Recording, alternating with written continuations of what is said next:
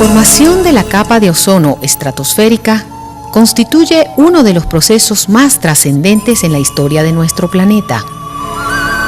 Las investigaciones científicas indican que su origen se remonta a unos 2.000 millones de años atrás.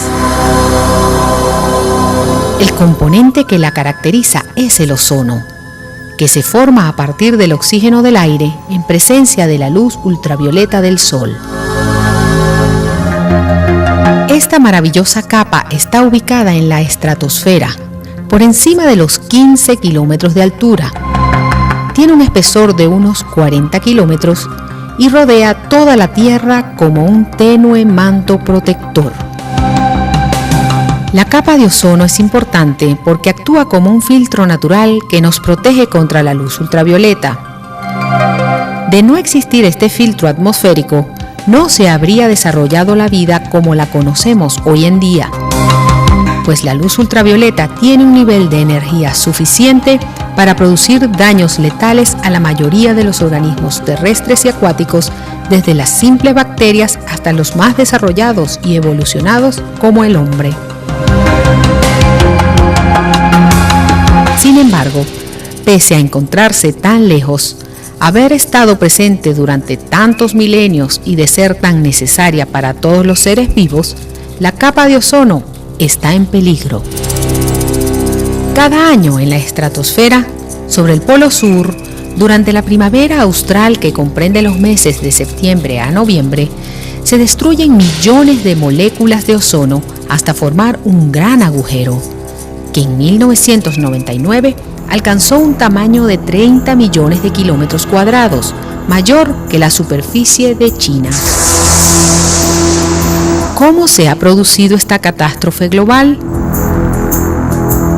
Esta catástrofe ha sido causada por unas sustancias fabricadas artificialmente para usarlas más que todo en el campo de la refrigeración, aunque han tenido otras muchas aplicaciones.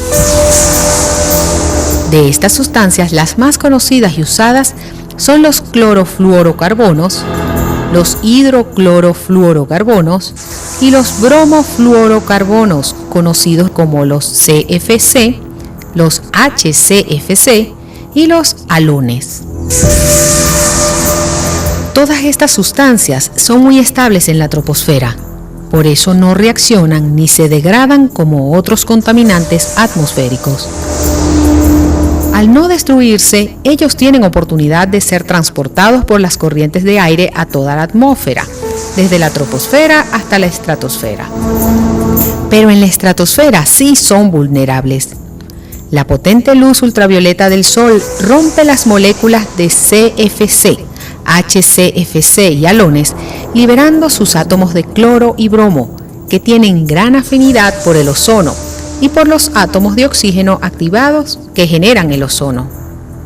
El resultado es una destrucción masiva de ozono que avanza rápidamente, mientras las bajas temperaturas y los vientos predominantes favorezcan la concentración de los CFC sobre la Antártida. Por fortuna, la catástrofe es estacional, pues la llegada del verano trae desde otras latitudes grandes cantidades de ozono, que renuevan el aire empobrecido, subsanándose temporalmente el problema hasta la próxima primavera. Se sabe que este devastador ciclo está presente desde 1985, cuando se detectó por primera vez sobre la Antártida. Pero hoy, casi 20 años después, todavía cuesta imaginar que tal hecho esté pasando realmente, que la capa de ozono siga en peligro y que se deba a unas sustancias que nos han refrescado la vida por más de medio siglo. Nosotros vamos a despejar esas dudas sin tener que subir a la estratosfera. Para lograrlo, se va a utilizar un pequeño reactor ensamblado en la Universidad de los Andes, en el estado Mérida, que funcionará como una pequeña estratosfera creada a escala de laboratorio, en la que se formará y se destruirá el ozono. El reactor está formado por un cilindro de vidrio que tiene acoplado en un extremo una lámpara de luz ultravioleta y en el otro una célula fotoeléctrica que capta la luz de la lámpara y la transforma en corriente eléctrica. La célula fotoeléctrica está conectada a un fotoradiómetro que mide la intensidad de la corriente recibida y la expresa en vatios sobre metros cuadrados, que es una unidad de intensidad de radiación. El cilindro de vidrio tiene dos conductos de entrada para introducir el aire con oxígeno y la sustancia agotadora del ozono. Antes de iniciar el experimento, se cubre completamente el cilindro con papel aluminio para garantizar que solo la luz ultravioleta de la lámpara sea captada por la célula fotoeléctrica.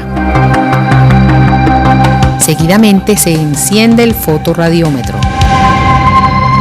Después se permite que entre aire al cilindro, cerrando luego la válvula para que el ozono que se forme no escape, y entonces se enciende la lámpara ultravioleta. El oxígeno del aire y la luz ultravioleta inician de inmediato la formación de ozono, que absorbe la radiación, disminuyendo la cantidad que llega a la célula fotoeléctrica y la cantidad de corriente que se envía al fotoradiómetro. El valor inicial registrado antes de formarse el ozono es de 138 vatios sobre metros cuadrados. A medida que transcurre el tiempo, el flujo de radiación continúa reduciéndose hasta estabilizarse alrededor de los 41,1 vatios metros cuadrados. Esta estabilidad se debe a que se ha alcanzado un equilibrio entre el ozono formado y el oxígeno remanente en el cilindro. Los resultados indican que efectivamente se produjo un cambio en el cilindro, que redujo progresivamente la cantidad de luz recibida en la célula fotoeléctrica debido a la presencia del ozono. En la segunda parte del experimento se va a utilizar un HCFC que se descompone en presencia de la luz ultravioleta y destruye el ozono. Por lo tanto, al introducir la sustancia en el cilindro, el ozono debe destruirse, restableciéndose progresivamente la luz captada por la célula. Para demostrar esta segunda reacción, se mantiene cerrada la entrada de aire para no perder el ozono y se permite la entrada a presión del refrigerante HCFC-22 utilizado en el experimento. Se observa la pantalla del aparato, que registra todavía una baja intensidad de radiación de 41,6 vatios sobre metros cuadrados. A partir de la entrada del HCFC-22, la intensidad de la corriente va aumentando hasta estabilizarse en 106 vatios sobre metros cuadrados, algo menos que la lectura inicial sin ozono. La diferencia se debe a que debe haber quedado HCFC remanente que absorbe algo de luz ultravioleta. Los cambios observados en la transmisión de la identidad de radiación ultravioleta son consecuencia de las reacciones fotoquímicas ocurridas en el reactor. Queda demostrado que el ozono efectivamente se forma a partir del oxígeno del aire.